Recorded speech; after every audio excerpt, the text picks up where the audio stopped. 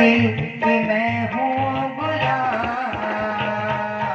अलबेले राम मेरे अलबेले राम, मेरे अलबेले राम, मेरे अलबेले राम। तेरी मर्जी कि मैं हूँ गुलाम, तेरी मर्जी कि मैं हूँ गुलाम। अलबेले राम मेरे अलबेले राम, मेरे अलबेले राम, मेरे अलबेले राम। तेरी मर्जी की, तेरी मर्जी की, ओ तेरी मर्जी की मैं हूँ गुलाम। मेरे अलबेले राम, मेरे अलबेले राम, मेरे अलबेले राम, मेरे अलबेले राम।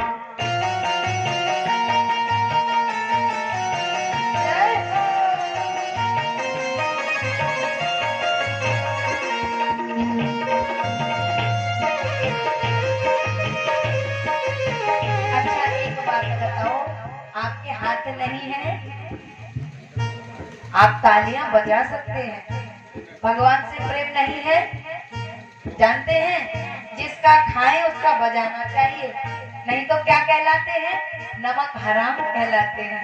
तो क्या करना है, तेरी मर्जी कि मैं हूँ गुलाम, तेरी मर्जी कि मैं हूँ गुलाम।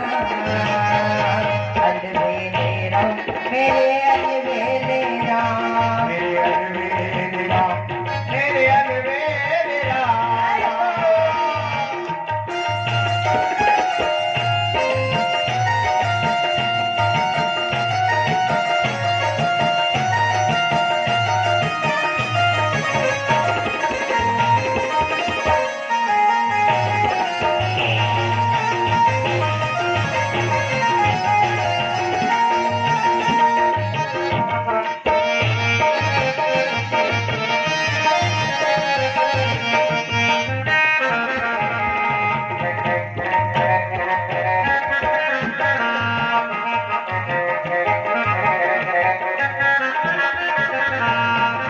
जो भी करार हूँ मैं तुम पर निछावर, जो भी करा लो मैं तुम पर निछावर, जो भी करार हूँ मैं तुम पर निछावर, जो भी करा लो मैं तुम पे निछावर,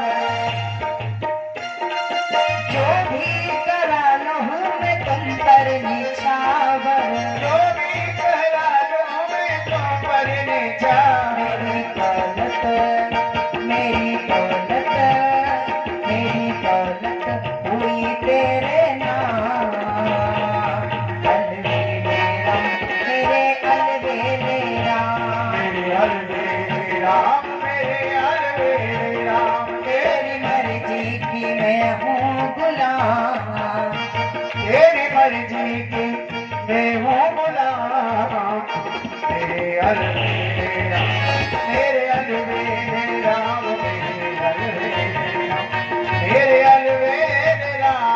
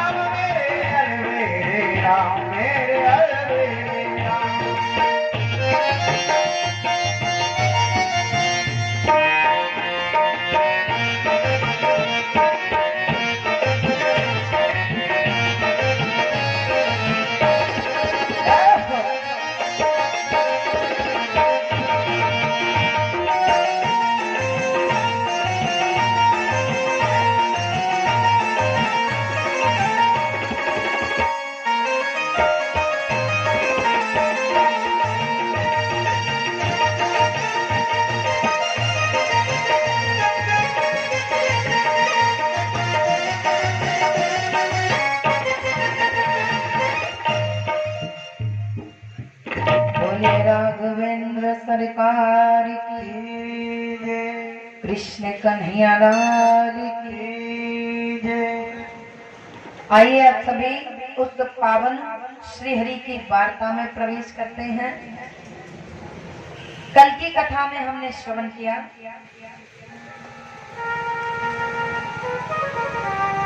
कि श्री हरि की कृपा अगर पापियों पर भी हो जाए तो महापाप करने वाले भी मुक्त हो जाया करते हैं और उनके लिए भी भगवान विमान भेजते हैं। कौन से बड़े 5 पाप करने वाले? बोले मदिरा पान करने वाले, विश्वासघात करने वाले, सोने की चोरी करने वाले, और बोले गुरु की स्त्री का गमन करने वाले, और ब्राह्मण की हत्या करने वाले। बोले ऐसे पाप करने वाले भी इस भागवत को श्रवण करके भगवान के धाम को चले जाते हैं। अब यहाँ पर आगे की कथा में बोले जब पार्षदों ने आकर के धुंधकारी के लिए विमान सामने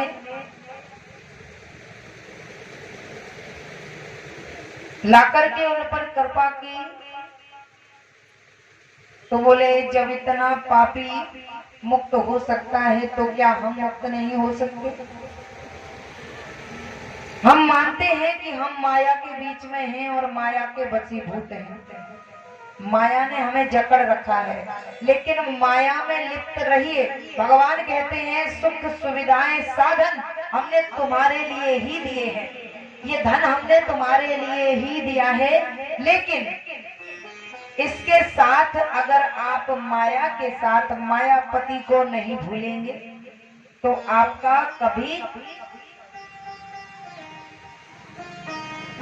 कल्याण होने से कोई रोक नहीं सकता। और अगर माया में लिप्त होकर के माया में घिर जाने के बाद मायापति को अगर आप भूल जाते हैं तो फिर आपका कल्याण करने वाला कोई नहीं, फिर तो आपका घर होगा क्या 28 नरकों में। बोले अगर प्रभु की कृपा चाहिए तो प्रभु को भजते रहो, संसारियों में रहकर कोई भी काम करो, लेकिन हृदय में केवल और केवल भगवान विराजमान हो। बोले फिर तुम्हारा कल्याण होने से कोई नहीं रोक सकता। तो यहाँ पर इसी सुंदर दिव्य कथा को वेद व्यास जी ने लिखा है, सुखदेव जी ने परीक्षित जी को सुनाया, जिससे परीक्षित का 7 दिनों में कल्याण हो गए। अगर हम चाहें तो 4 पुरुषार्थों की प्राप्ति के बाद हम भी भगवान के धाम जा सकते हैं, अर्थ धर्म काम और मोक्ष। लेकिन इसके लिए हमें क्या करना होगा? हमें मुमुक्षु बनना होगा। मोक्ष चाहने की जरूरत है, कामना सदैव रखो। हमें मोक्ष चाहिए, लौट करके धरती पर नहीं आना है।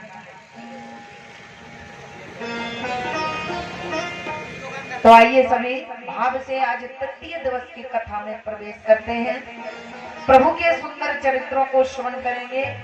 बोले यहाँ पर इस कथा को किसने किसे सुनाया? सौनकादि ऋषियों ने सूत जी से पूछा। बोले सुखदेव जी ने परीक्षित जी को सुनाया, और बोले गोकर्ण ने धुंधकारी को सुनाया, सनकादियों ने नारद जी को सुनाया, और बोले आप हमें विस्तार से बताकर के हमारी शंका का समाधान कीजिए। ये कथा कब और किसने किसको सुनाई? तो बोले जब द्वापर खत्म होते भगवान इस धरती को छोड़कर चले गए, और जब भगवान इस धरती को छोड़कर चले गए तो बोले 30 वर्ष बाद कलयुग आ गया। 30 वर्ष बाद, द्वापर के जाने के 30 वर्ष बाद कलयुग आ गया, और कलयुग जैसे ही आया है तो बोले भाद्र मास में शुक्ल नवमी को सुखदेव जी ने कथा आरंभ की है परीक्षित को सुनाने के लिए। और बोले परीक्षित का ऐसे कल्याण हो गया। और बोले कलयुग में ही परीक्षित को कथा सुनाने के 200 वर्ष बाद। अच्छा, लोगों की एक मनसा रहती है कि कलयुग में भगवान नहीं आते। एक बात बताओ, परीक्षित कब आए थे? परीक्षित ने कथा कौन से युग में सुनी? क्या सतयुग में सुनी? द्वापर में? त्रेता में? नहीं सुनी। परीक्षित ने कथा सुनी है कलयुग में, और कलयुग में कथा सुनने के बाद भगवान प्रकट हुए। अब बताइए, लोग कहते हैं कि कलयुग में भगवान आ नहीं सकते। मीराबाई कौन से युग में हुई थी? मीराबाई सतयुग में आई थी क्या? द्वापर में? त्रेता में? मीराबाई कलयुग में आई थी और भगवान के शरीर में अपना शरीर लेकर समाहित हो गई थी। मीराबाई को शरीर नहीं छोड़ना पड़ा, सशरीर भगवान के चरणों में समा गई थी। ये कलयुग की ही कथाएं हैं। बोले भगवान दर्शन देते हैं, पहले मन में कामना होनी चाहिए। कामना क्या है?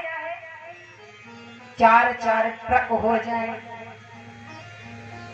100-100, 200-200 एकड़ के मालिक हो जाए, 4-4 बंगले बन जाए।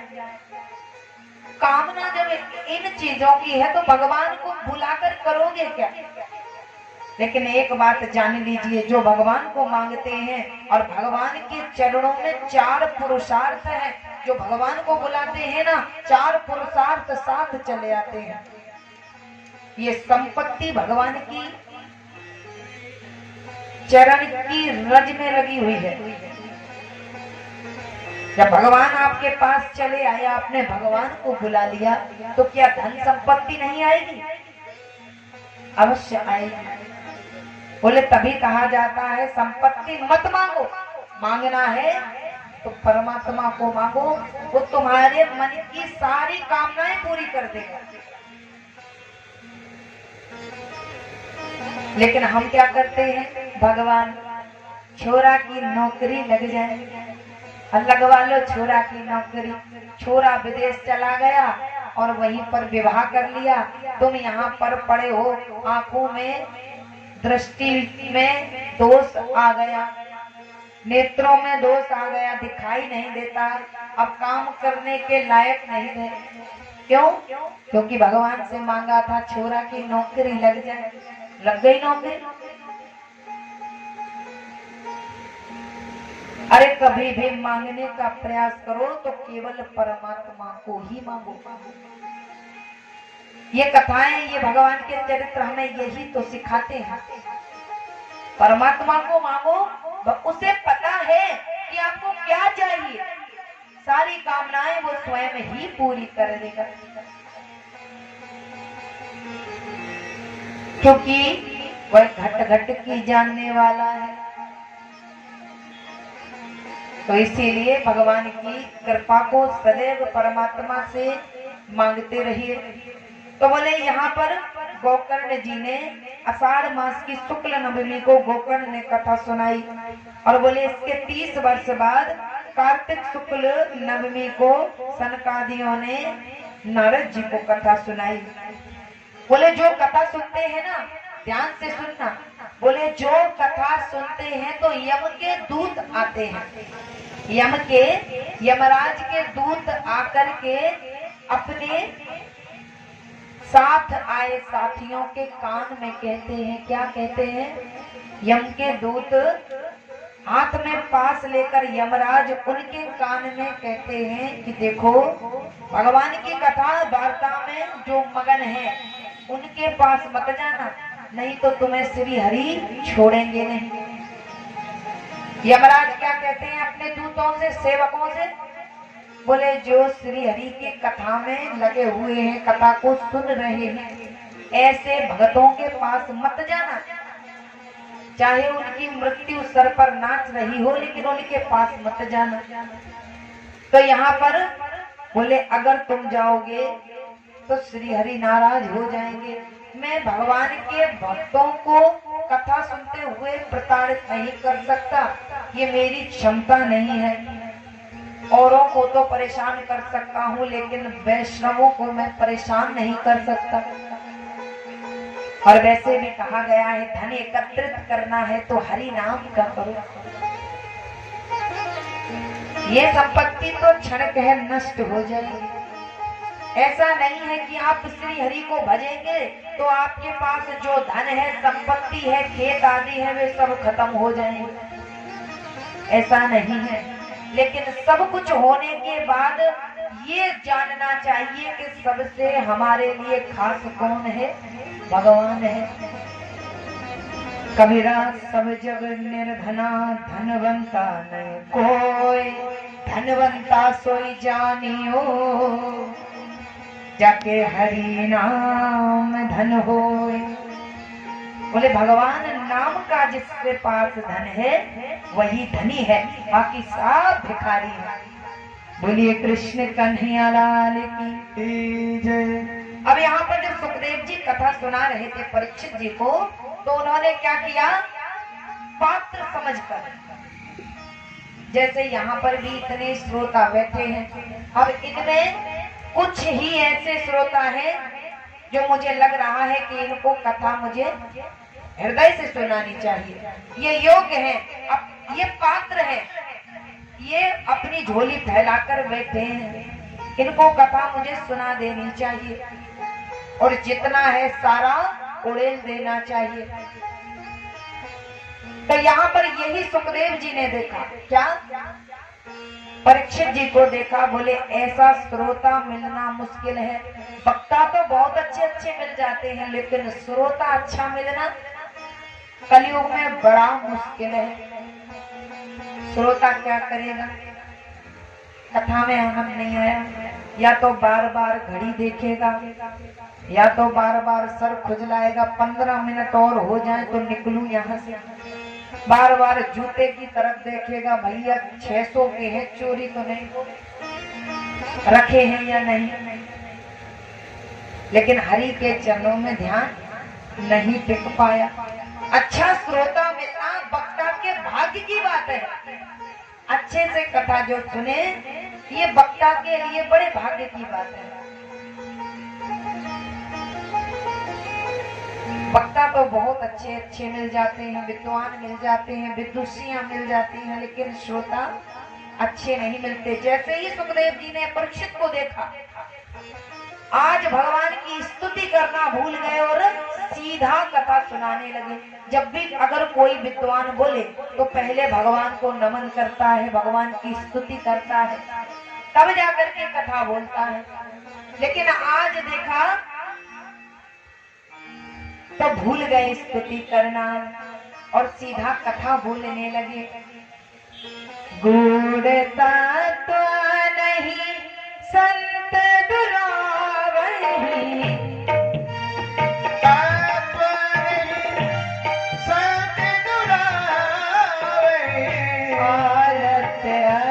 अधिकारी जब पावही, आरत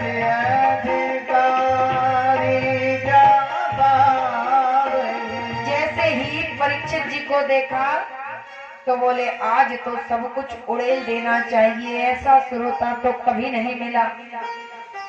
तो उन्होंने क्या किया? बोले गूढ़ तत्व नहीं संत दुरावही, जो भगवान को जानने वाला, ब्रह्म को जानने वाला तत्व ज्ञान है, जो फिलोसफी है, बोले संत कभी छुपाते नहीं है, उड़ेल देते हैं।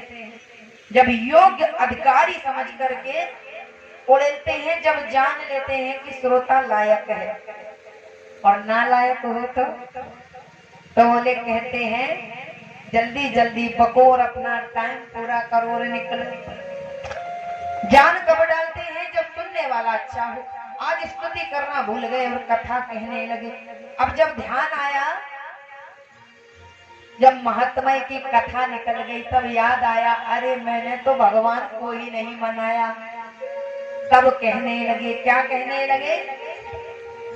जन्मादस्य तो नयादितरताश्चाते स्वभिज्ञ स्वराट तेने ब्रह्म हृदय आदि कवये मुह्यन्तिया सूर्या तेजो बारी मृदाम यथा विनिमयो ते सर्गो मृषा धाम्ना स्वेन सदा निरस्तकुहकं सत्यं परम धीमहि। आज परमात्मा की स्तुति याद आई है। सत्यम परम धीमहि। जब कथा सुना चुके हैं, गूढ़ तत्व बता चुके हैं, तब परमात्मा को याद किया। बोले जगत की उत्पत्ति स्थिति और प्रलय आप करने वाले हैं, लेकिन इतना करने के बाद भी अहंकार नहीं करते हैं। तीन तापों से रक्षा करने वाले हैं, दैहिक दैविक और भौतिक, लेकिन कभी भी कर्म का बंधन नहीं होता।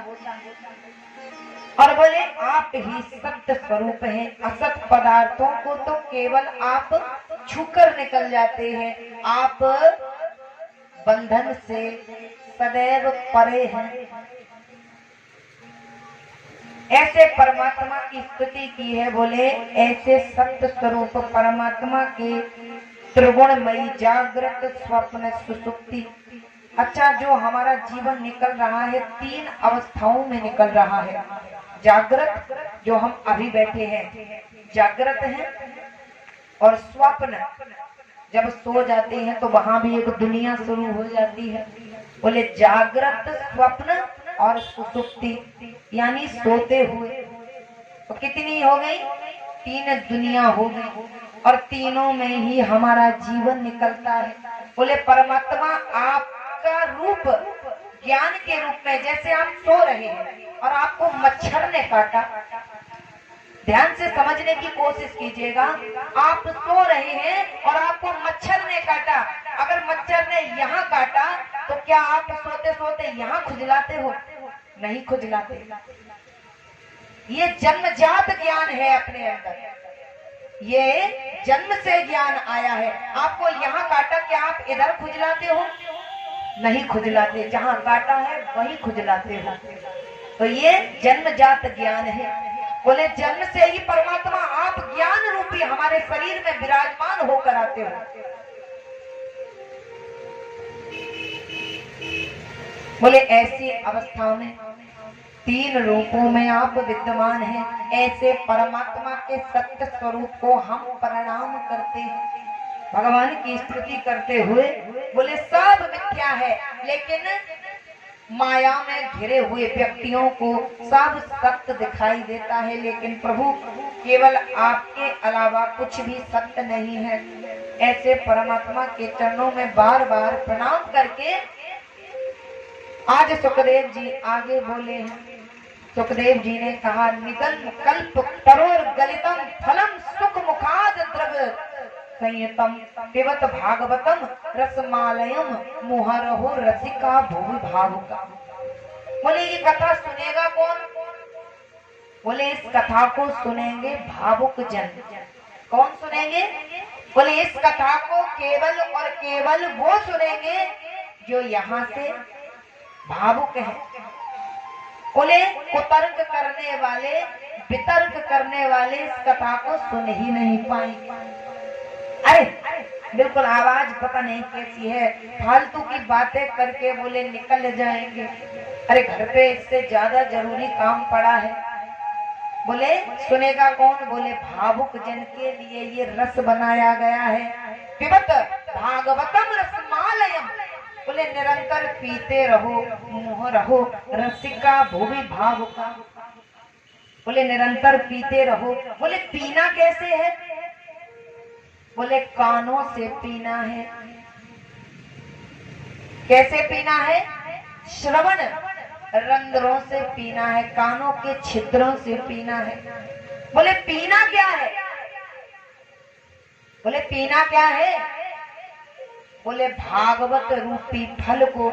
इसमें ना तो गुठली है और ना छिलका है, क्योंकि फलों में क्या होता है, हम गुठली फेंक देते हैं और छिलका फेंक देते हैं। बोले इसमें त्याज्य कुछ भी नहीं, जो फेंका जा सके ऐसा इस फल के अंदर कुछ भी नहीं है।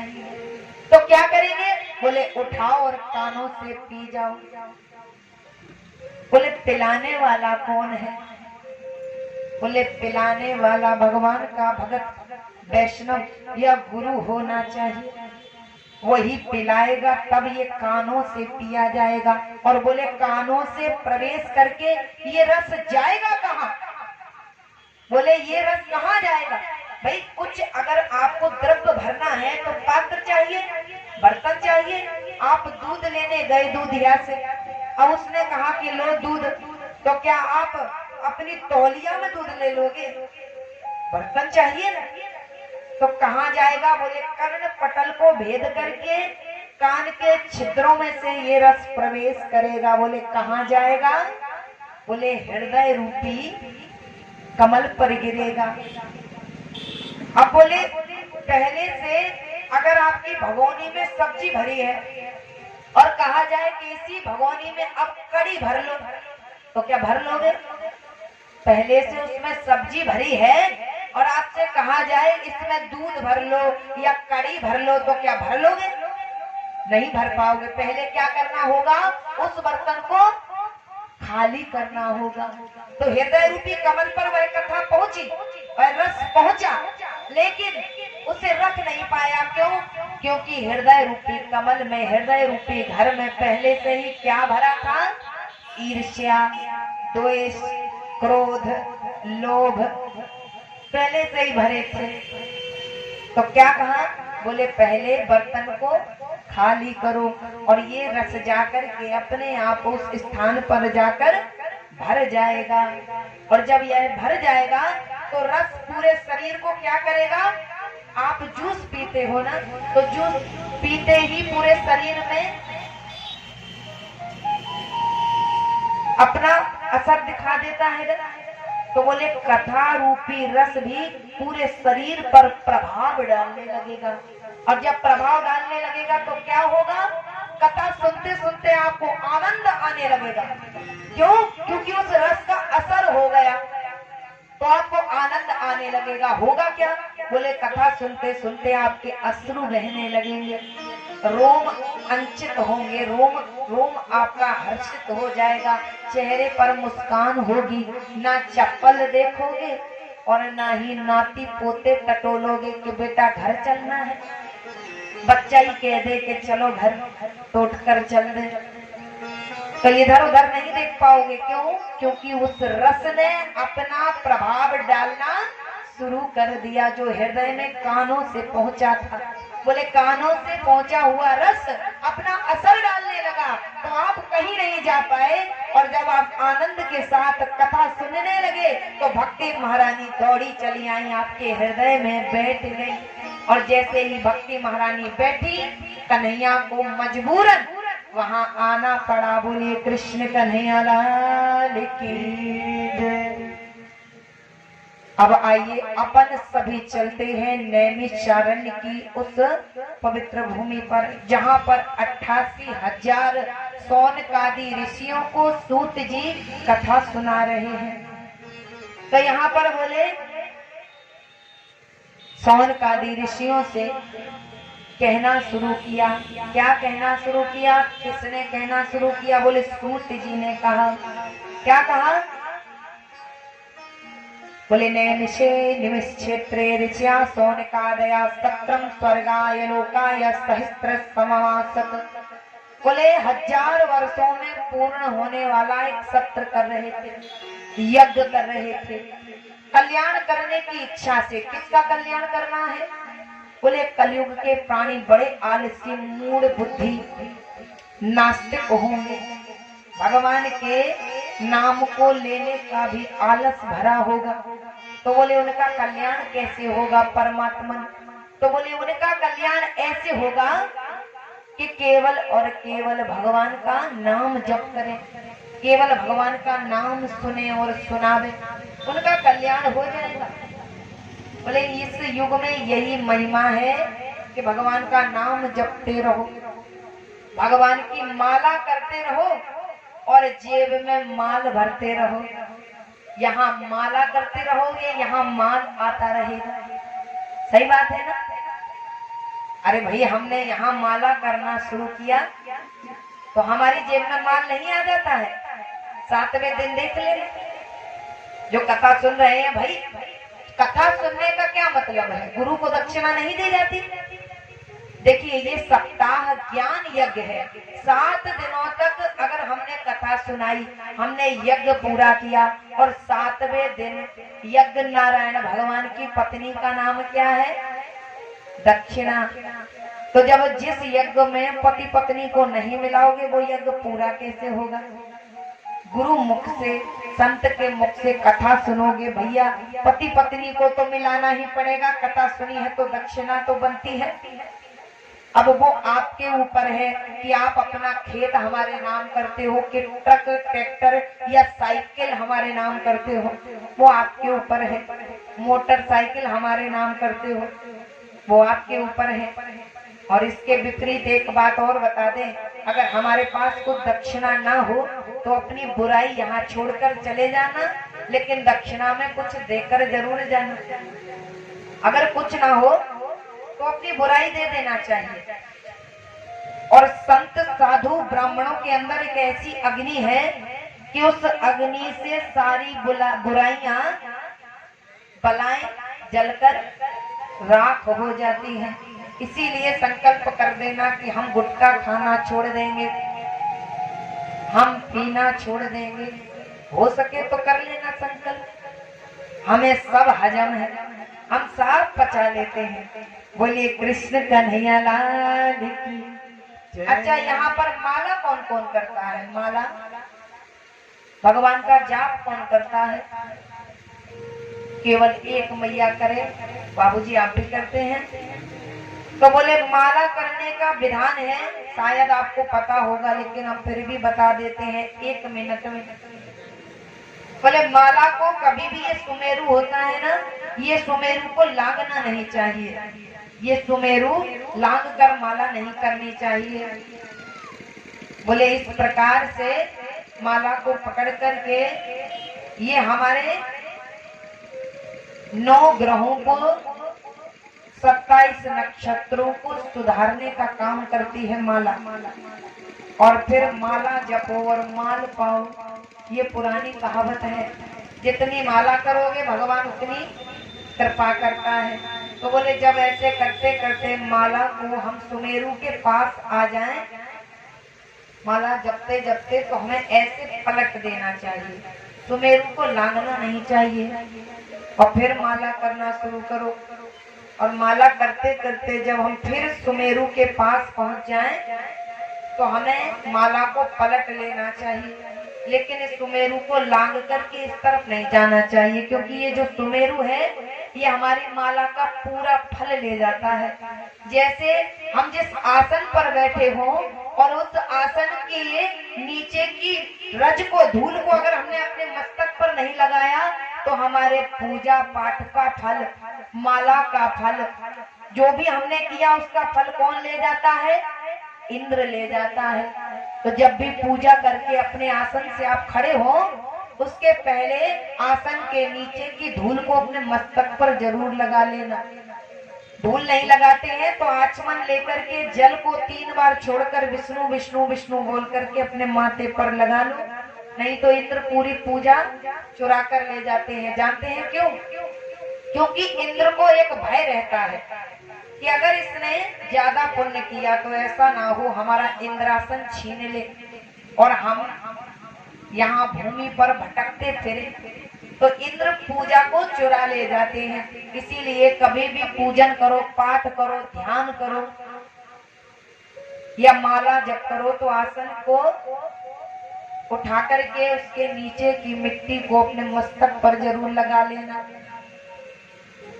हम भी यहाँ कथा सुनाते हैं तो अपने आसन के नीचे की रज को मस्तक पर लगाते हैं, कहीं ऐसा ना हो 7 दिन का फल देना था परीक्षित को और ले जाए इंद्र, तो परीक्षित बेचारे रह जाए ठन ठन गोपाल। इसीलिए अपने पुण्य को अपने साथ ले जाते हैं और 7वें दिन संकल्प करके अपने परीक्षित को दे जाएंगे। बोले कृष्ण कन्हैया लाल की। जय। अब यहाँ पर बोले सत्र करते थे किसके लिए? मनुष्यों के कल्याण के लिए। मनुष्य आलसी होगा तो इसका कल्याण होगा कैसे? तो यहाँ पर कल्याण करने के लिए बैठे हुए सभी साधु एक साथ ही भगवान को याद करके आज उन्होंने पूछना प्रारंभ किया। सूत जी से 6 प्रश्न किए हैं। उन सौनकादि ऋषियों ने किससे प्रश्न किए हैं? सूत जी से 6 प्रश्न किए हैं। पहला प्रश्न बोले प्रभु ये बताओ जीव का, हम सब कौन है? जीव आत्मा है। बोले जीव आत्मा का सर्वोत्तम साधन क्या है? जीव आत्मा का सर्वोत्तम साधन क्या है? पहला प्रश्न। ध्यान रखना क्या क्या पूछा था, वो सारा कथा में ही आ जाएगा। बोले जीवात्मा का सर्वोत्तम साधन क्या है? और बोले दूसरा प्रश्न, बोले शास्त्र का सार क्या है? बोले तीसरा प्रश्न, भगवान की सर्ग लीला का वर्णन कीजिए। सर्ग किसे कहते हैं जानते हैं? सृष्टि को बनाने की लीला को।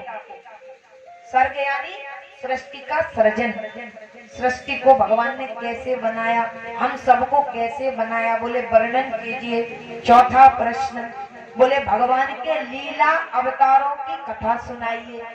बोले पांचवा प्रश्न, बोले कृष्ण अवतार की कथा सुनाइए। और यहाँ पर बोले छठवा प्रश्न, बोले जब भगवान धरती को छोड़कर चले गए तो धर्म कहाँ गया? जब द्वापर में भगवान धरती को छोड़कर गए तो धर्म कहाँ चला गया था? कलयुग आने पर तो धर्म रह नहीं सकता। बोले धर्म ने किसकी शरण ली? सतयुग में, त्रेता में और द्वापर में तो धर्म था, लेकिन भगवान जब चले गए तो धर्म कहाँ गया? बोले हमें विस्तार से इन सारे प्रश्नों के उत्तर दीजिए। बोले ठीक है, बहुत सुंदर प्रश्न पूछा है, अब तुम ध्यान से सुनो। अब यहाँ पर फिर से सुखदेव जी का सूत जी ने ध्यान किया। यम प्रवजंत मनुपेतमपेत कृत्यम द्विपायनो विरह का तरया जुआव पुत्रेति तन्मय तया तरवो विनेदुस तम सर्वभूत हृदयम मुनिमान तोस्मि। बोले आइए हम सभी सुखदेव मुनि के चरणों में प्रणाम करते हैं, जिन्होंने परीक्षित जी का कल्याण कर दिया। आज हमारा भी ये श्रीमद् भागवत महापुराण कल्याण करे। बोले ऐसे सुखदेव जी को हम प्रणाम करते हैं जिनके कारण उनके पिता विरह से दुखी होकर उनके पीछे पीछे दौड़े। आगे आगे पुत्र, पीछे पीछे पिता, और चिल्लाते जा रहे हैं हा पुत्र, हा पुत्र। पुत्र ने कहा कौन किसका पुत्र और कौन किसका पिता? पिताजी घर लौट जाइए। मैंने आपसे पहले ही कहा था कि जन्म लेते ही मैं वैराग्य ले लूंगा। बोले ऐसा वैराग्य धारण करने वाले सुखदेव जी को हम सब प्रणाम करते हैं। बोले ऐसे सुखदेव जी जो साक्षात ही शरीर धरकर कृष्ण आए हैं परीक्षित का कल्याण करने, और बोले प्रणाम करते हैं किसको? नारायणं नमस्कृत्य नरं चैव नरोत्तमं देवीं सरस्वती व्यासं ततो जयमुदीरयेत्। बोले और प्रणाम करते हैं मनुष्यों में श्रेष्ठ नर नारायण भगवान को, और देवी सरस्वती को, और कृष्ण द्वैपायन वेद व्यास जी को। किस किस को प्रणाम किया? पहले सुखदेव जी को प्रणाम किया, फिर भगवान नर नारायण को प्रणाम किया, फिर सरस्वती माता को प्रणाम किया, और फिर बोले व्यास जी को प्रणाम किया जिन्होंने इस पुराण को लिखा है। बोले ऐसे भगवान के चरणों में प्रणाम करके वे कहने लगे हमारे सारे दोषों को दूर करिए, विकारों को दूर करिए। और यहाँ पर भगवान की कथा सुनाने लगे हैं। अब यहाँ पर बोले सुनो परीक्षित, सबसे पहले सुखदेव जी ने अवतारों की कथा सुनाई। इसी कथा को नैमिषारण्य की भूमि पर सूत जी सौनकादि ऋषियों को सुनाने लगे। बोले भगवान ने 24 अवतार लिए हैं। भगवान का पहला अवतार सनक, सनंदन, सनातन और सनत कुमार, ये 4 ऋषियों के रूप में पहला अवतार। बोले दूसरा अवतार भगवान सूकर बनकर आए। सूकर समझते हैं ना, बराह, सुअर बनकर आए। बोले ये नरकी योनि है, ये नरकी योनि है, स्वर्गीय योनि नहीं है, ये नरक में मिलने वाली योनि है। इस नरकीय योनि में भी भगवान आ गए, ये भगवान का दूसरा अवतार। बोले तीसरा अवतार देवर्षि नारद, चौथा अवतार नर नारायण के रूप में, पांचवा कपिल, छठवा दत्तात्रेय, सातवा यज्ञ नारायण और बोले आठवा ऋषभ देव, नौवा पृथु, 10वां मत्स्य जो मछली के रूप में अवतार हुआ। और बोले भगवान का अगला अवतार कच्छप रूप में हुआ।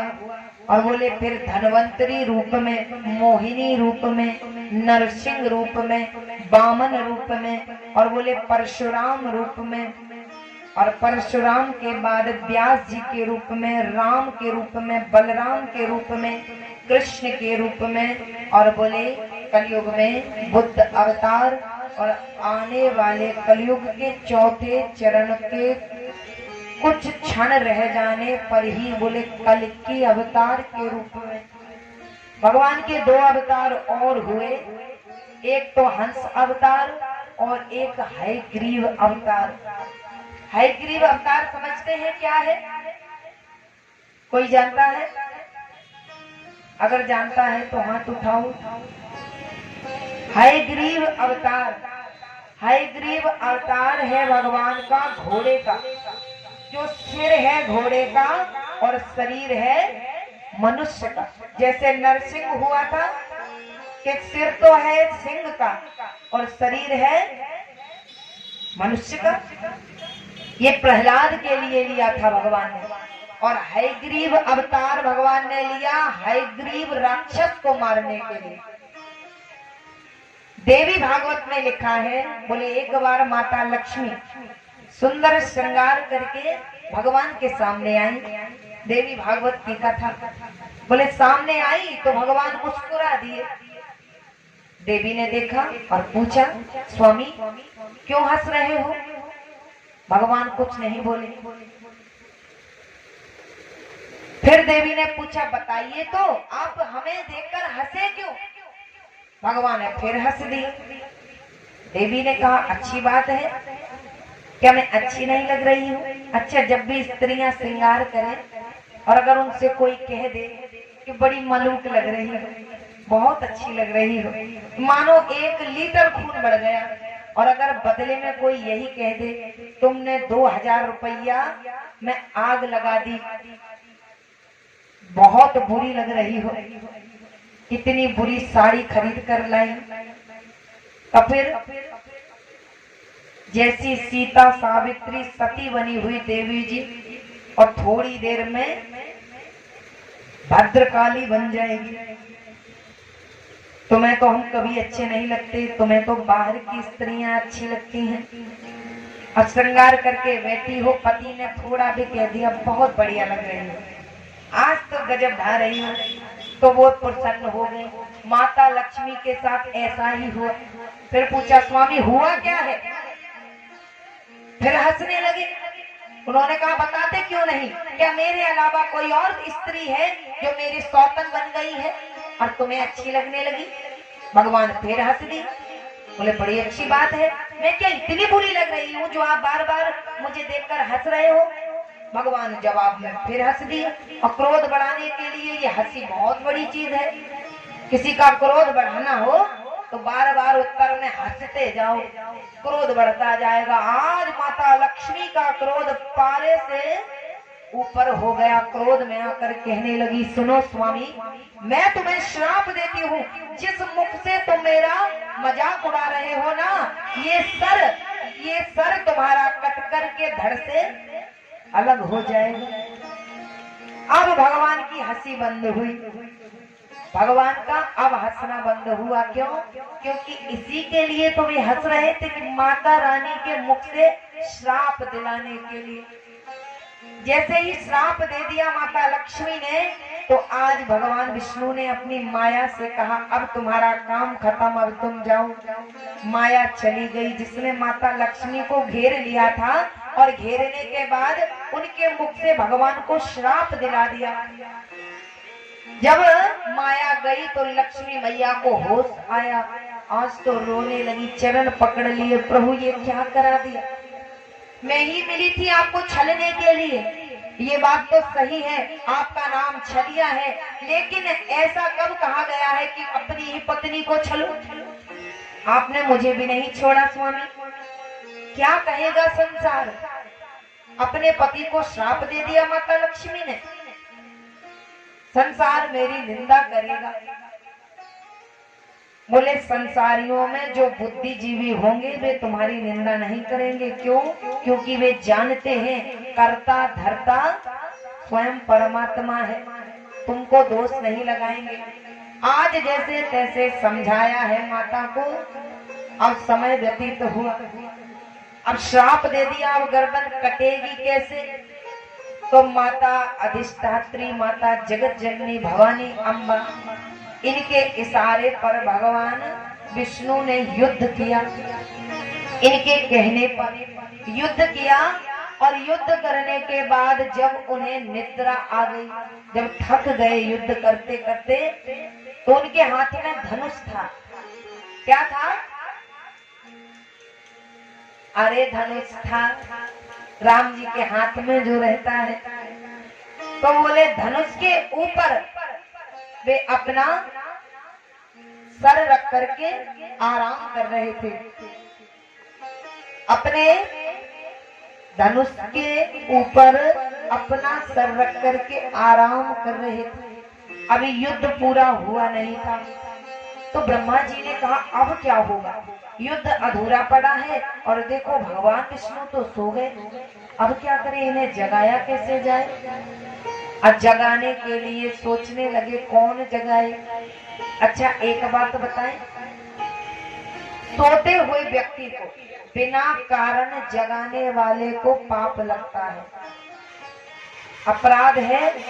बिना कारण कोई सो रहा हो और उसकी निद्रा को भंग कर दिया जाए तो अपराध लगता है। बोले केवल किसको जगाने का अपराध नहीं लगता?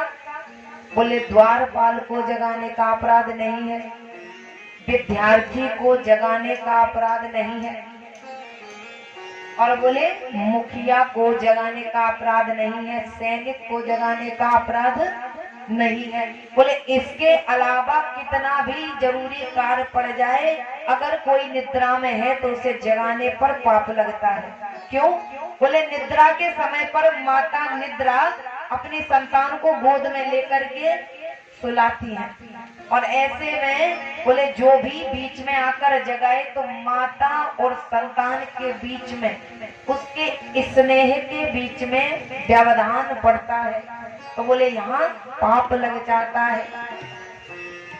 अब बोले कौन जगाए? बोले कौन जगाए, भगवान को अपराध लग जाएगा। तो भगवान ब्रह्मा चले दीमक के पास। दीमक जानते हैं, जो काठ को अपना घर बना लेती है, मिट्टी से काट के ऊपर घर बनाती है और काठ को ही खाती है। तो बोले दीमक से जाकर के ब्रह्मा जी ने कहा एक काम करोगी? बोले कौन सा काम?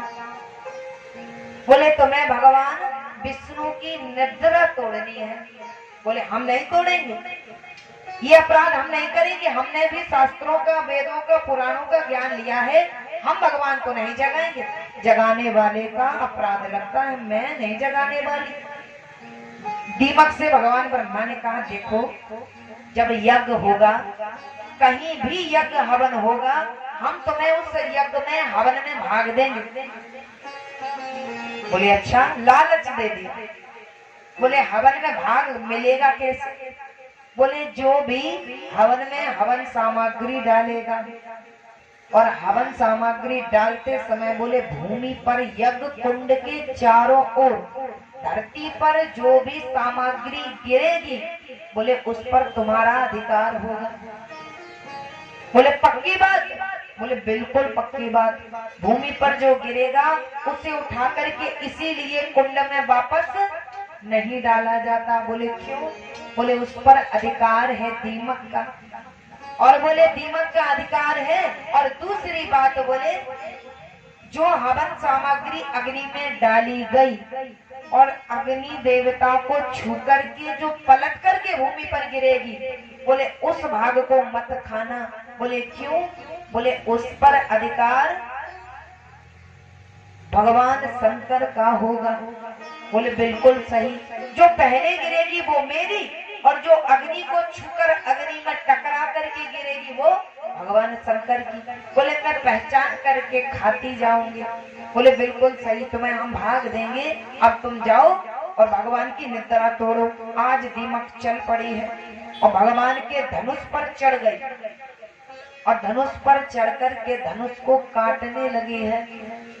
और जैसे ही धनुष को काटना प्रारंभ किया और धनुष को काटते काटते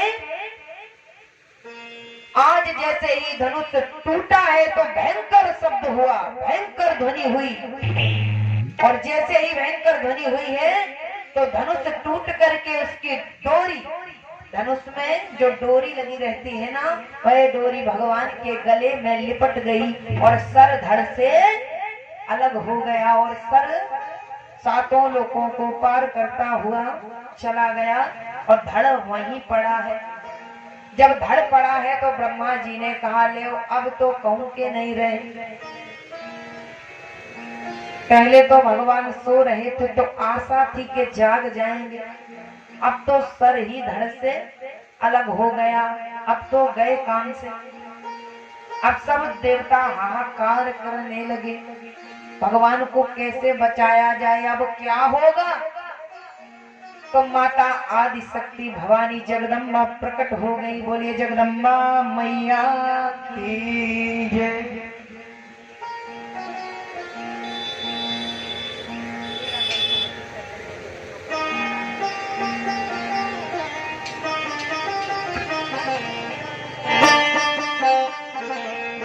बोलिए जगदम्बा मैया की। तेरा दर तो हकीकत में, तेरा दर तो हकीकत में दुखियों का सहारा है। हकीकत में दुखियों का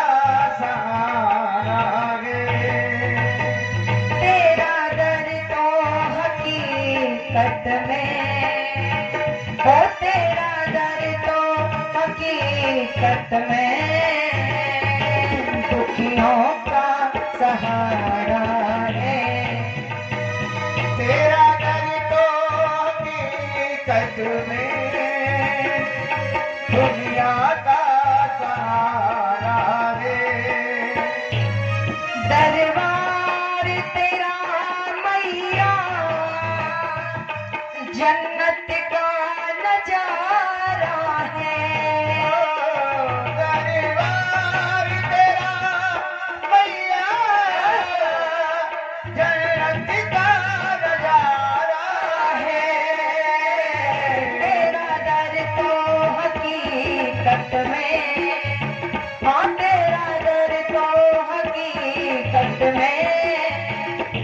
दुखियों का सहारा है।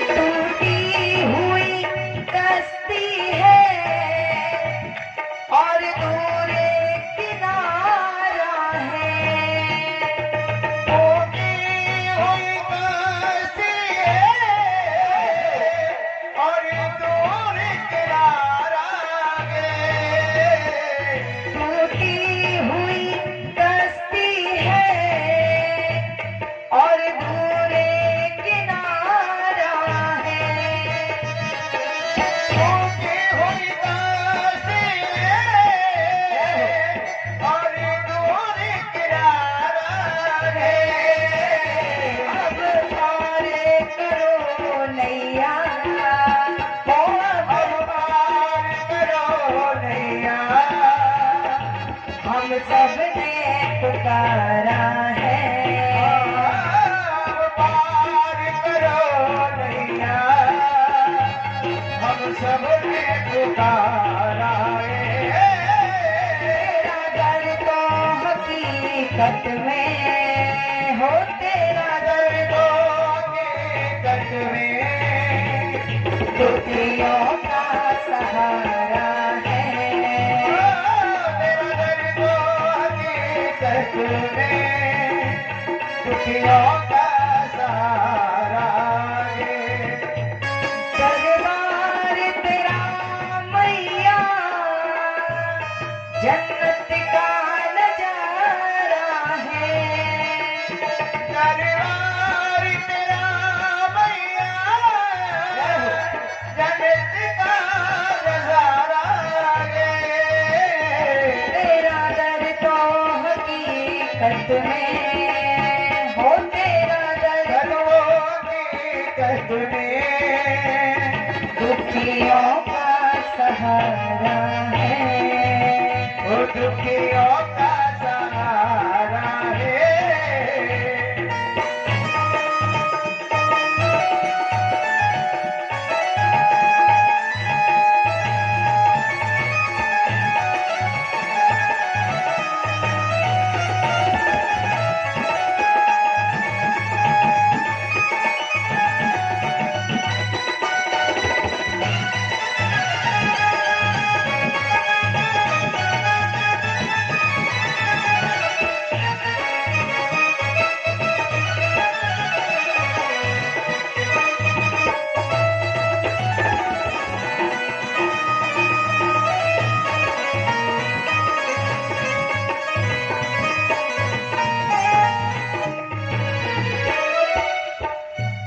बिगड़ी हुई तकदीरें पल भर में बनाती हो।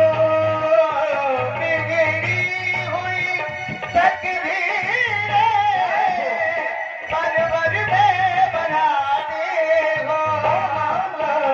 बिगड़ी हुई तकदीरें पल भर में बनाती हो। बिगड़ी हुई तकदीरें पल भर में बनाते हो। अब लाज रखो मैया,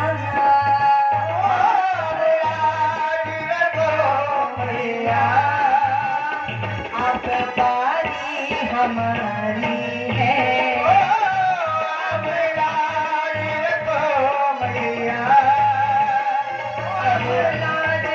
रखो मैया, अब बारी हमारी है। तेरा दर तो हकीकत में, हाँ तेरा दर तो हकीकत में दुखियों का सहारा है। वो दुखियों का सहारा है। जय हो जगत जननी मां अम्बा की जय।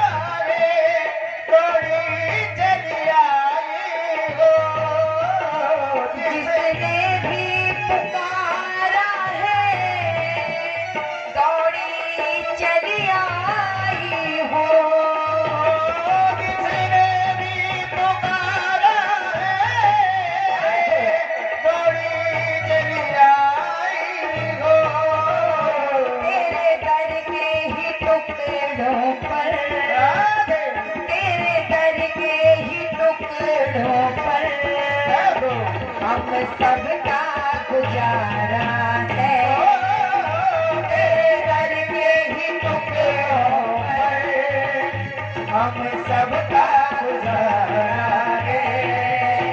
तेरा दर तो हकीकत में, तेरा दर तो हकीकत में दुनिया का सहारा है। तेरा दर तो हकीकत में दुनिया का सहारा है। दरबार तेरा मैया जन्नत का नजारा है। ओ दरबार तेरा मैया जन्नत का नजारा है। तेरा दर तो हकीकत में, गाइए। तेरा दर तो हकीकत में दुखियों का सहारा है। तेरा दर तो हकीकत में दुखियों का सहारा है। तेरा दर तो हकीकत में दुखियों का सहारा है। दुखियों का सहारा है।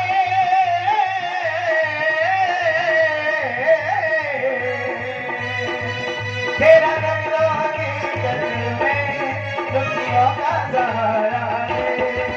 दुखियों का सहारा है। दुखियों का सहारा है। दरबार तेरा मैया जन्नत का नजारा है। तेरा दर तो हकीकत में, तेरा दर तो हकीकत में दुखियों का सहारा है। बोलिए जगत जननी मैया की, की जय। बोलिए कृष्ण कन्हैया लाल। लाल की जय। आज जैसे ही जगदम्बा प्रकट हुई है तो उसी समय क्या हुआ, घोड़े को वहां प्रकट किया गया और घोड़े के सर को काट करके भगवान विष्णु के धड़ पर जैसे ही जोड़ा गया, आज भगवान विष्णु खड़े हो गए और जैसे ही खड़े हो गए सभी देवता पुष्पों की वर्षा करने लगे। भगवान विष्णु की जय जयकार होने लगी और बोलो हयग्रीव भगवान की, जय। भगवान के इस हयग्रीव अवतार की जय जयकार होने लगी। अब ये बताइए ये हयग्रीव अवतार लिया क्यों भगवान ने? माता जगत जननी भवानी अम्बा की प्रेरणा से ये अवतार लिया था। क्यों? क्योंकि हयग्रीव नाम का एक राक्षस था। जैसे ही ब्रह्मा जी ने जमाई ली, भगवान ब्रह्मा ने जैसे ही जमाई ली और जमाई लेते ही हयग्रीव नाम का राक्षस आया और ब्रह्मा जी के मुख से वेदों को चुराया और समुद्र में जाकर के यमलोक में पाताल में जाकर के छुपा दिया। और जैसे ही पाताल में जाकर के छुपाया तो उसने एक वरदान मांगा था, अगर मुझे कोई मारे तो कौन मारे, जो मेरे जैसा दिखता हो, यानी हयग्रीव ही मुझे मारे। क्योंकि उसका भी ऐसा ही शरीर था, घोड़े का मुख और शरीर मनुष्य का। उसने कहा मुझे जो मारे तो वो हयग्रीव हो, मुझे ब्रह्मा जी ऐसा वरदान दीजिए। आज वरदान पा लिया है तो फिर भगवान की प्रेरणा से, भगवान विष्णु की प्रेरणा से भगवान ने अपने आप को श्राप माता लक्ष्मी से दिलवाया, शीश कट गया। जगदम्बा जगत जननी भवानी ने उनको हयग्रीव नाम दिया और उसी हयग्रीव से आज जगदम्बा ने कहा जाओ, जाकर के मनुष्यों के कल्याण के लिए, प्राणियों के कल्याण के लिए, तीन लोकों के कल्याण के लिए जाओ और जाकर के उस हयग्रीव नाम के राक्षस से वेदों को छीन कर लाओ। आज भगवान हयग्रीव चले और उसे मार डाला राक्षस को और वेदों को लेकर आए, ब्रह्मा जी को दिया। इस कारण से भगवान ने हयग्रीव अवतार लिया। अब यहाँ पर ऋषि वर्ज ने पूछा, क्या पूछा? बोले भगवान कृष्ण के अवतार के बारे में बताइए। तो बोले एते चांस कलाम पुंसा कृष्णस्तु भगवान स्वयं। जैसे मेरा नाम सत्यार्चन और मेरे और भी नाम होते, राधिका, सीता, गार्गी, अपालो, लोपामुद्रा, तो वो मेरे केवल नाम है और उन नामों को लेकर के आप काम चला रहे हैं कि दीदी है वृंदावन की, उनका नाम है सीता या गार्गी नाम है, लेकिन किसी दिन मैं स्वयं आ जाऊं। समझ आ रहा है? जैसे मेरे 10 नाम और यहाँ पर मेरा केवल नाम चले और किसी दिन मैं स्वयं आ जाऊं, तो बोले अंतर कितना है? वे सारे अवतार तो भगवान के केवल नाम मात्र हैं, केवल नाम मात्र हैं। और बोले कृष्णस्तु भगवान स्वयं, और जब भगवान कृष्ण अवतार में आए तो बोले प्रभु स्वयं चले आए। इसीलिए सभी अवतारों में कृष्ण और राम अवतार को पूर्ण अवतार कहा गया है और सभी अवतारों को तो अंश मात्र कहा गया है। और बोले जो पूर्ण अवतार है वो केवल राम और कृष्ण का है। तो बोले भागवत जी में लिखा है, वेद व्यास जी लिखते हैं, एते चांस कला पुंसा कृष्णस्तु भगवान स्वयं। बोले भगवान कृष्ण तो स्वयं आए हैं। अब बोले ये अवतार कैसे हैं? जैसे समुद्र से हजारों नदियां निकली, नदियों से पोखर तालाब निकले, तालाबों से हजारों नालियां निकली और नालियां हमारे बीच में हैं। बोले बिल्कुल ऐसे ही भगवान के अवतार हैं। एक से सब चलते हैं, एक से 4 में विभक्त हुए, 4 से 16 में बटे, 16 से बढ़ते चले गए। बोले ऐसे अवतार हैं। लेकिन जिस समुद्र से ये सारी नदियां, तालाब, पोखर और नालियां निकलती हैं, बोले वो समुद्र केवल और केवल भगवान है, जो स्वयं अवतरित होकर आए। अब यहाँ पर वेद व्यास जी ने जान लिया कि कलयुग में बड़े विद्वान पैदा होंगे और वे विद्वान ऐसा ना हो कि भागवत जी का नाम ही बदल डाले, तो उन्होंने इस भागवत महापुराण का नाम भी लिख डाला है। बोले इदम भागवतम नाम पुराणम ब्रह्म समितम उत्तम श्लोक चरितम चकार भवनार। बोले ऋषि ने नामकरण भी कर दिया। क्यों कर दिया? कहीं ऐसा ना हो कि नाम बदल दिया जाए, तो वे इसके अंदर ही इसका नाम लिख कर गए हैं। बोले ये भगवान का पूर्ण अवतार है।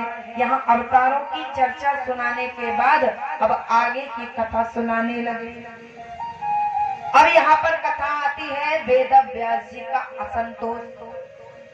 बोले 17 पुराणों की रचना करने के बाद जब वेद व्यास जी को संतोष नहीं हुआ तो उन्होंने क्या किया? बैठे हुए थे, उनको संतोष ना हुआ तो चिंतित बैठे थे। मैंने 17 पुराण लिख डाले लेकिन मन में शांति नहीं है, मन स्थिर नहीं है, प्रसन्नता नहीं हो रही है।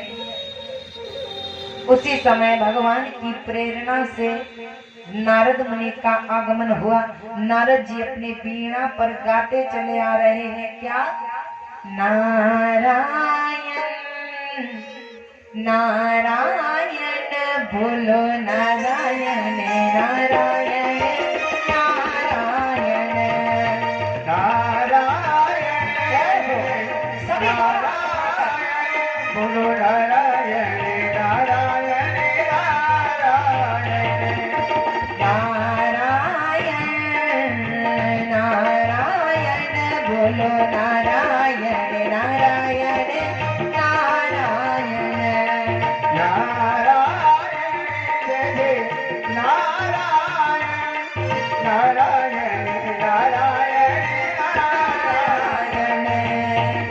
जो नारायण नाम जपत है,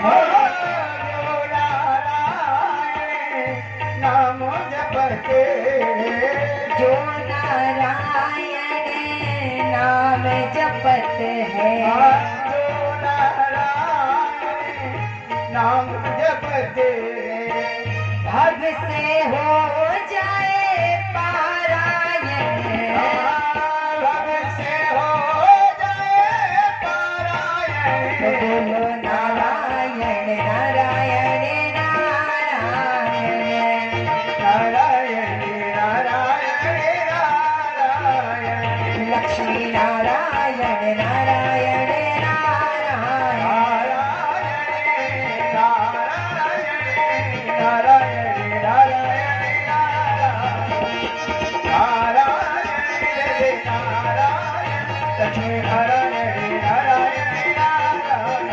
बोलो नारायण नारायण बोलो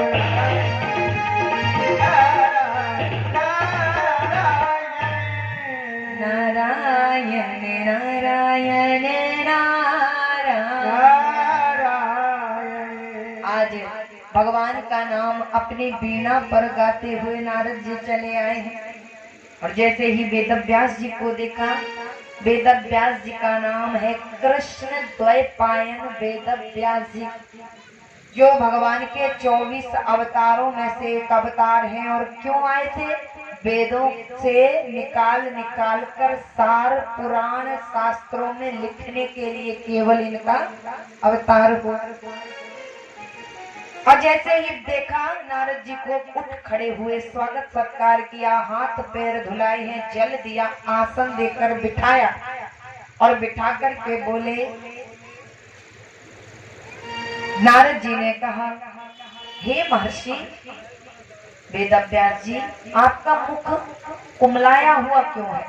अरे आप तो बड़े विद्वान हैं, आपने तो कितने पुराणों की रचना कर डाली, लेकिन आप आज भी प्रसन्न नहीं दिख रहे हैं। तो यहाँ पर जब कहा है तो उन्होंने क्या कहा? बोले, हे देवर्षि, मैं इसी प्रश्न को लेकर तो बैठा हूँ कि मैंने इतने पुराण लिख डाले, लेकिन मन प्रसन्न क्यों नहीं है? तो नारद जी ने कहा, हे महर्षि, आपने धर्म का बड़ी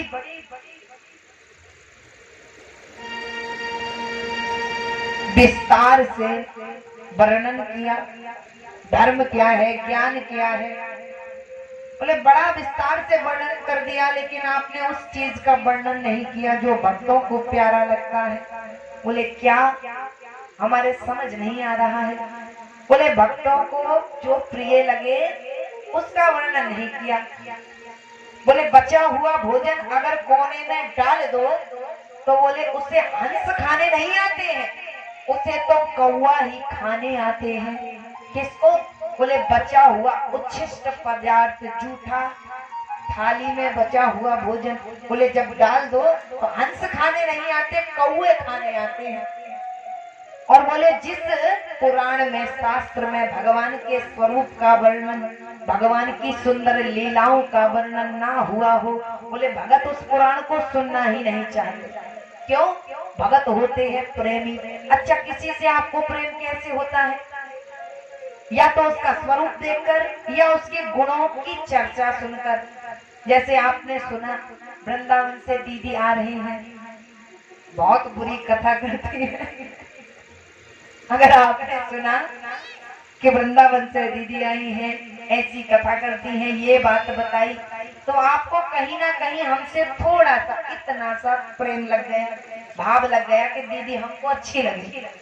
तो पहले आपने गुणों को सुना और हमको देखा, तभी तो प्रेम हुआ। तो इसीलिए भगवान के गुणों को, चरित्रों को सुनाया जाता है कि पहले प्रेम जुड़ जाए, और जब प्रेम जुड़ जाएगा तो भक्ति अपने आप यहाँ आकर बैठ जाएगी। इसीलिए भगवान के चरित्र सुनाए जाते हैं कि भगवान से कैसे भी प्रेम जुड़ जाए। बोले प्रेम जोड़ने वाला तुमने क्या लिखा? अब तुम बैठो और फिर से एक पुराण की रचना करो और उसमें भगवान के लीलाओं का वर्णन करो, उस पुराण में भगवान के स्वरूप का वर्णन करो, भगवान कैसे हैं, क्या किया है, ये सब लिख डालो। और फिर तुम देखना कि भक्तों के प्रेम कि कैसे वृद्धि होती है। आज समझ आ गई नारद जी की बात। और नारद जी ने कहा, जानते हैं भगवान की जब कृपा मिलती है तो बोले दासी पुत्र भी नारद बन जाता है। बोले मेरे बारे में जानते हो, साधु की सेवा, साधु से प्रेम और भक्ति करने से मैं एक नौकरानी का बेटा था, नौकरानी का बेटा मैं नारद बन गया। तो क्या भगवान के चरित्रों को श्रवण करने वाला कोई भी भगवान के धाम नहीं जाएगा? बोले अवश्य जाएगा। बोले मैं एक दासी का पुत्र था और मेरी मैया घर घर जाकर बर्तन धोती थी। एक दिन क्या हुआ, हमारे गांव में बहुत सारे संत आ गए, बहुत सारे साधु आ गए। और जब हमारे गांव में बहुत सारे साधु आए तो हमारी मैया ने सोचा, वैसे किसी के द्वार पर जाओ तो कोई एक कटोरी आटा ना दे, लेकिन अगर कोई साधु संत महात्मा आ जाए तो बोले घी के 3 और आटा के ढेर, इतनी मेवा, बोले चकाचक सेवा होती है, चकाचक सेवा होती है। जैसे हम जिस घर में ठहरे हैं, हमारे बड़े भ्राता तुल्य कमलेश पांडे जी। अच्छा, 2 लोगों का नाम है तो थोड़ा सा कंफ्यूजन हो जाता है। जिनके यहाँ इन्वर्टर की बैटरी खराब हो गई तो अपने लिए नहीं मंगवाई, लेकिन जब हम आए तो हमारे लिए नई 15,000 रुपए डाल करके बैटरी मंगवा दी। तो संतों की सेवा इंसान चकाचक करता है, साधुओं की, भगवान के चरित्र गाने वालों की, भक्तों की सेवा अपने लिए नहीं मंगवाई, काम चला लिया। लेकिन जब हम आए तो असुविधा ना हो इसलिए बैटरा मंगवा दिया आज ही। कल लाइट गई, बोले आज ही आएगी, और अभी तैयारी हो गई और बैटरी लग गई। तो ऐसे होती है सेवा। बोले साधुओं के साथ मेरा छोरा रहेगा, मैं तो घर घर जाकर बर्तन धोती हूँ, कभी पकवान मिलते ही नहीं है। और अगर साधुओं के साथ रहा तो खा करके चौड़ा हो जाएगा, चौड़या जाएगा। तो आज साधुओं के साथ लोभ में लगा दिया। बोले जाओ, जाकर के साधुओं की सेवा करना और चकाचक मेवा खाना, और बोले बढ़िया इन्वर्टर में सोना। जाओ, लगा दिया। जैसे हमारी चकाचक चांदी है कमलेश जी के यहाँ, बोले तुम्हारी भी चांदी हो जाएगी, जाओ। और जैसे ही लगा दिया, और छोटा सा 5 वर्ष का बालक आज साधुओं की सेवा मन से करने लगा। और जब सेवा करने लगा, एक दिन साधुओं को दया आ गई। बोले इतने मन से सेवा करता है, तो उसकी थाली थी। जैसे ही वो भोजन करने बैठा, कौन? 5 वर्ष का बालक। तो साधुओं ने कहा, पुत्र मेरी थाली में कुछ प्रसाद बचा हुआ है, आज वो प्रसाद तुम पालो। जैसे ही देखा, निर्मल मन है, पवित्र आत्मा हो गई है, दिव्य सेवा करते करते स्वयं भी दिव्य हो गया है। तो क्या कहा? बोले तुम ऐसा करो कि मेरी थाली में इतना सा प्रसाद बचा है, जाओ पालो। अब जैसे ही वो बच्चा 5 वर्ष का गया, उसने थाली उठाई और थाली उठा करके देखा, एक कोने में थोड़ा सा प्रसाद चिपका हुआ था। छुटा करके उसी प्रसाद को खा लिया। जैसे ही प्रसाद को खाया, आज साधु की कृपा हो गई, आज बुद्धि परिवर्तित हो गई, दिव्य ज्ञान आ गया। और जैसे ही दिव्य ज्ञान आया तो भगवान के ओर खिंचाव होने लगा कि परमात्मा का नाम भजूं, परमात्मा का दर्शन करूं, परमात्मा से लिपट जाऊं। ऐसा ज्ञान, दिव्य ज्ञान अंदर से प्रकट हो गया। अब वो बच्चा ना रहा। मैया बोली, लाला कबो कबो मेरो भी ध्यान धर लिया कर। बोले मैया हृदय में तो कोई और बैठ गया है, आपका ध्यान कैसे धरे। मैया अब घर को खींचे और बच्चा संतों की तरफ भागे। मैया बुलाए घर को और बच्चा साधुओं की सेवा में लगा है। मैया ने कहा, अच्छी रही जे पीरे लाल कपड़े वालों के साथ बढ़िया हमने छोरा लगाया, छोरा से हाथ धो गए, छोरा तो चला गया भैया हाथ से। बार बार बुलाए। अब नारद जी जो 5 वर्ष के बालक थे, वे सोचने लगे मेरी मैया का देहांत हो जाए। विचार करने लगे, क्यों? क्योंकि वो भगवान से दूर कर रही है। एक दिन भगवान की इच्छा से गाय दोहन जा रही थी करने, तो उतने में ही एक सर्प के ऊपर पैर पड़ा और उस सर्प ने मैया को डस लिया, मैया के प्राण निकल गए। अब नारद जी घर छोड़ करके चले, प्रसन्न हो गए। और नारद जी ये कथा किसको सुना रहे हैं? व्यास जी को। बोले मैं घर से निकला, उत्तर दिशा की ओर चला जा रहा था, मैंने पीपल का वृक्ष देखा, उस वृक्ष के नीचे मैं बैठ गया। जैसे ही ध्यान लगाया, परमात्मा ने अपनी दिव्य झांकी मेरे हृदय में मुझे दिखाई। थोड़ी सी झांकी दिखाई और झांकी को खींच लिया, मैं तो रोने लगा। हे परमात्मा, आपने दर्शन कराया और दर्शन छीन क्यों लिया? बोले आकाशवाणी हुई, तुम इतने ही झलक के योग्य थे, जाओ और तपस्या करो, लायक बनो, तब जाकर के हम तुम्हें फिर झांकी दिखाएंगे। बोले फिर जैसे ही सृष्टि नष्ट हुई तो सृष्टि नष्ट हुई, मैं भी परमात्मा भगवान विष्णु के उदर में चला गया। और जैसे ही सृष्टि का सृजन हुआ, मैं नारद के रूप में प्रकट हो गया, ब्रह्मा जी का 10वां पुत्र के रूप में मैं प्रकट हो गया। मरीचि आदि के साथ मेरा जन्म हो गया। बोले ऐसे जन्म हो जाता है अगर भगवान की कृपा हो जाए। मैं साधु की सेवा करने से मैं ब्रह्मा का पुत्र हो गया।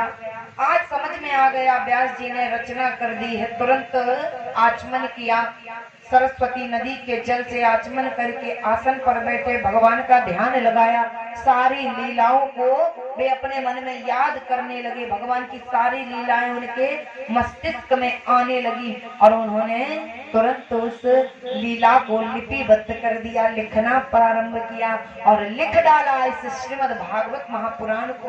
अब पुराण को लिख दिया। बोले अब इसे पढ़ेगा कौन? बोले अब लिख तो दिया, अब इसे पढ़ेगा कौन और संसार में बांटेगा कौन? तो जैसे ही भगवान का ध्यान किया, प्रभु मैंने लिख दिया, अब इसका विस्तार तो करो, अब इसे बांटो तो सब में कि मैंने लिखा क्या है। उसी समय भगवान की प्रेरणा से व्यास जी का एक चेला, व्यास जी का एक शिष्य चला, कहा? लकड़ी लेने जंगल में। तो भगवान के प्रेरणा से वह इस श्लोक को गाने लगा। बरहा पीड़म नटवर बपो कर्णयो कर्णिकारम।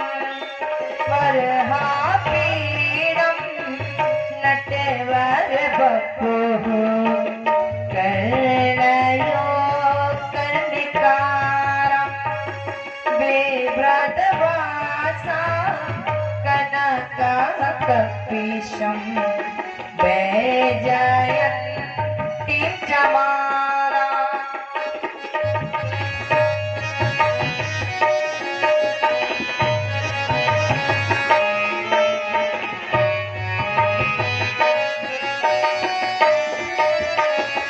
बरहा पीड़ं नटेवर बपोः कर्णयो कर्णिकारं। बेव्रतवासा कनककपीशं वैजयन्तीं चमारा। रन्ध्रनवेणो रधराय सुधया। रन्ध्रनवेणो रधराय सुधया। पूरयन् गोपवृन्दैः वृन्दारण्यं स्वपदरमणम्।